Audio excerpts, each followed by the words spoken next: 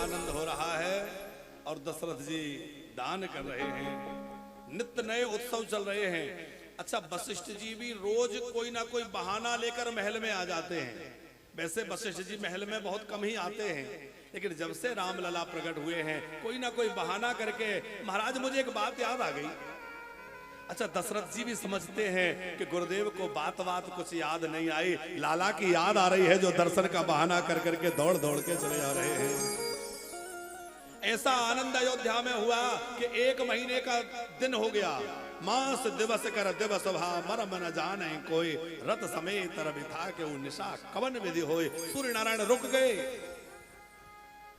राम जी के जन्म के समय सूर्य भगवान चलना भूल गए। 1 महीने का दिन हो गया। अब जो बुद्धि के हिसाब से इसको समझेंगे उनको तो ये बचेगा नहीं मीणा जी। क्यों? बोले भैया यदि सूर्य रुक जाएंगे तो पूरा काल चक्र रुक जाएगा, ज्योतिष की गणना गड़बड़ा जाएगी, सारा नियम ध्वस्त हो जाएगा। पर भगवान किसे कहते हैं? ईश्वर। ईश्वर की व्याख्या है कर्तुम अकर्तुम अन्यथा कर्तुम समर्था सा ईश्वरा।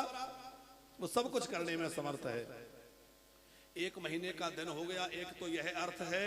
दूसरा यह अर्थ है कि 1 महीना निकल गया, लोगों को पता ही नहीं चला कि कब दिन हुआ कब रात हुई। ऐसे 1 महीना व्यतीत हो गया। खूब आनंद हो रहा है, सब झूम रहे हैं, नाच रहे हैं और खूब उत्सव चल रहा था। भोले बाबा ये कथा माता पार्वती को सुना रहे हैं और पार्वती जी को कथा सुनाते सुनाते कह रहे हैं, देवी और एक कहूं निज चोरी। पार्वती मैं अपनी एक चोरी बताना चाहता हूं। पार्वती जी ने कहा आपने चोरी करी? बोले हाँ। क्या करी? बोले चोरी से दर्शन करने गए। अच्छा देखो आचार्य जी, हमारे वृंदावन बिहारी को तो बेकार बदनाम कर रखा है कि चोर हैं, चोर हैं। नाम ही रख दिया हमारे ठाकुर जी का चोर। पर ये बताओ क्या और कोई चोरी नहीं करता? अरे भोले बाबा खुद कह रहे हैं और एक कहूं निज चोरी, माने भोले बाबा ने भी चोरी करी है। राम जी तो मर्यादा पुरुषोत्तम हैं, पर क्या राम जी भी चोरी करते हैं? अच्छा सच बताओ, आप राम जी ने कभी चोरी करी? अरे हाँ ना, कुछ तो बोलो। लेकिन तुलसीदास जी लिख रहे हैं क्या?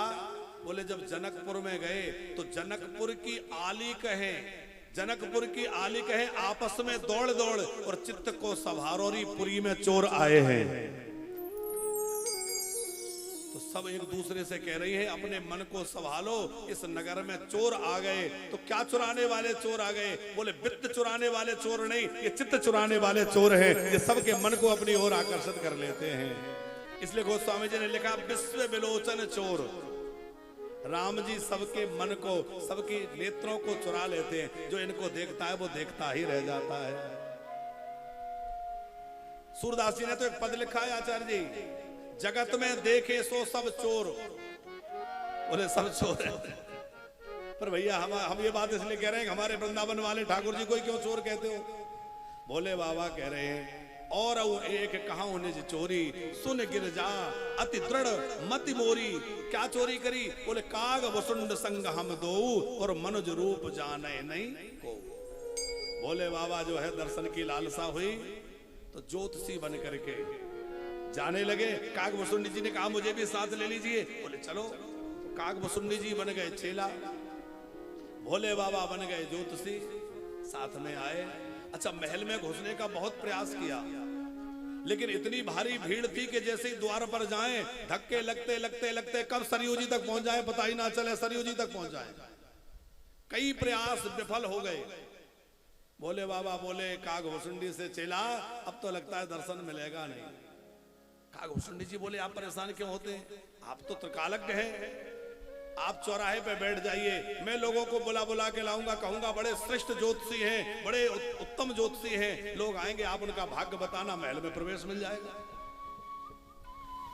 अच्छा, ये चौराहे पे बैठ गए और कागभुसुंडी जी लोगों को पकड़ पकड़ के लाने के लिए प्रयास करें। आओ आओ, हमारे गुरुजी बहुत अच्छे ज्योतिषी हैं, विश्वनाथ पांडे जी आए हैं और विश्वनाथ पांडे जी बहुत बढ़िया भाग्य देखते हैं, आओ आओ।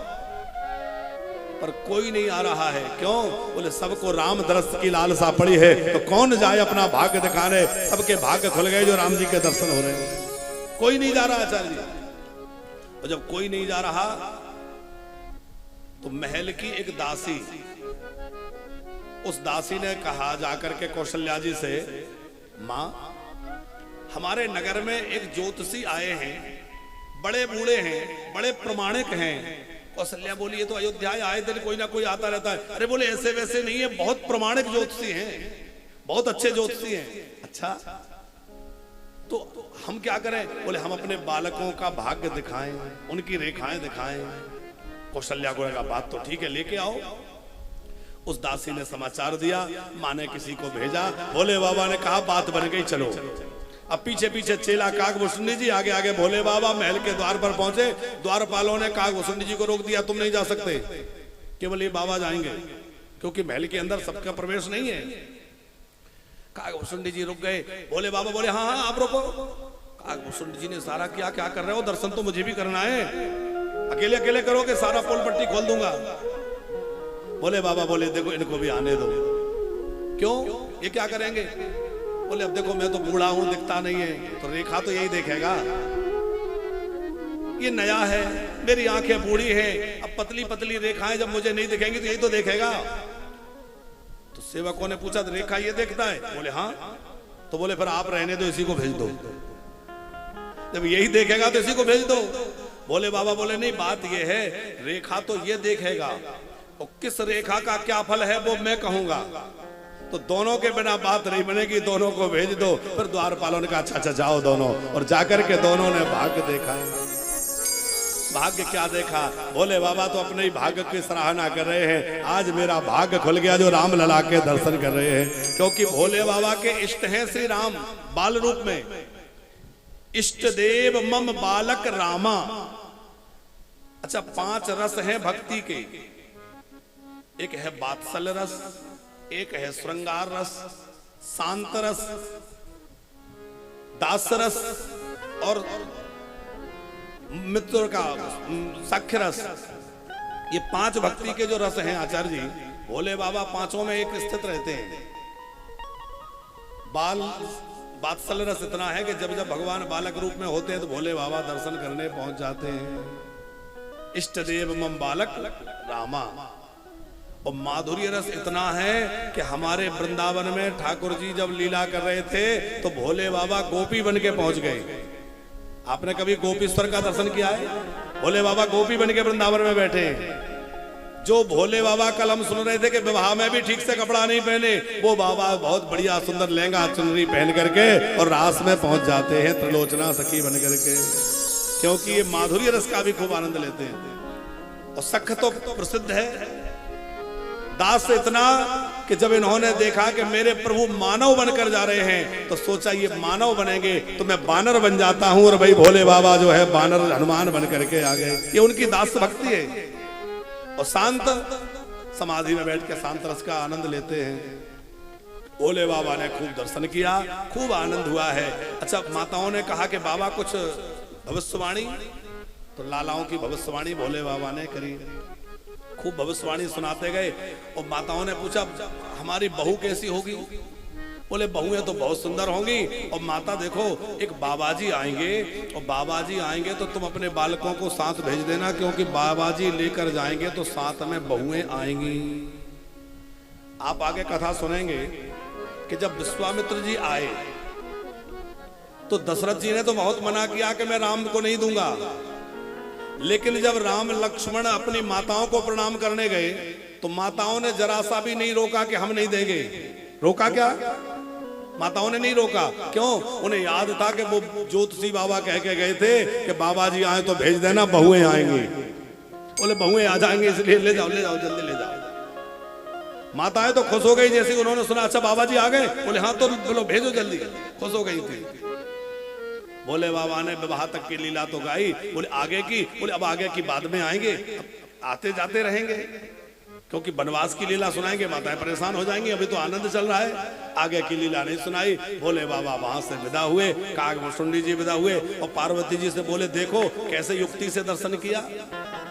पार्वती जी बोली हाँ बात तो आपकी ठीक है, बहुत बढ़िया दर्शन किया।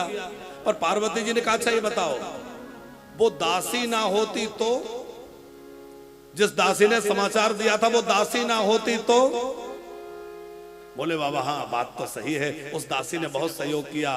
तो पार्वती जी बोली वो दासी और कोई नहीं थी, वो दासी यही दासी थी। जब मैंने देखा कि आपको धक्के खाते बहुत देर हो गई तो मैं दासी बनकर पहुंच गई और किसी तरह आपको प्रवेश करा दिया है। खूब आनंद हो रहा है।